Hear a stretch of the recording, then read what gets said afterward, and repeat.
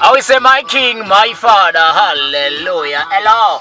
Well, my name is Merciless Zimbabwean Kesedana, the Driving Doctor, Heart Rasta, One Uchapo Shumba. Seeing a dark cloud hanging in the Zim entertainment, in Africa entertainment, and the world as a whole scene. It's all about soldier, soldier, soldier love. Makuru and Gwendeza, no more.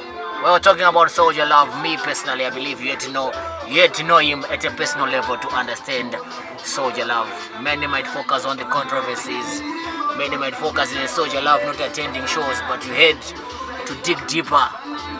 They say it's also Shika Pagudaro, not to support, no, but you would understand him if you had a chat with him. For example, we're going to say, King Mazonzi, I'm not going to do some Matura, I want to baby Wamuga.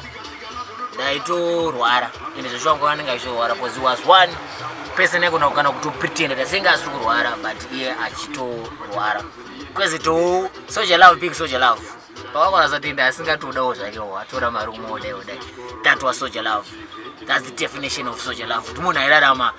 His life at his own terms. Like I always say, that's the soldier love. So we just say, rest in peace, Makuruwani. Relax in peace. Go dance with the angels and go sing with the angels. Until we meet again, salute, my Jenna. Tawaya kuno. Timbons goti ngirire muruti chima Makuruwani. Greetings. My name is Cello culture and Nimbo Pandakarasa culture. Chipanopa Marirwa soldier love.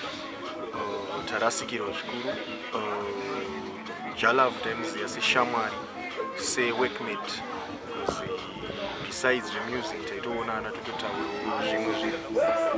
so kuna Jalav ndakadziza kuti usasarudze because Jalav angasinga sarudze kuti ndiwani ngataisa kana mazuva takaita song collaboration ya Minana 2013 Jalav munhu wekuti maitowirirana zvamuri kutaura matowirirana maiva mangoita saizvo so say music fraternity in Zimbabwe tarasikirwa zvikuru negamba soldier love and mashoko chete anotaura may he so rest in peace. But tuma lines kumperekedzana kumperekedza tava mumazuva ekupedzisira vanhu vakawanda vakunyatsira minana ndo yavanotiitira rest in peace baba.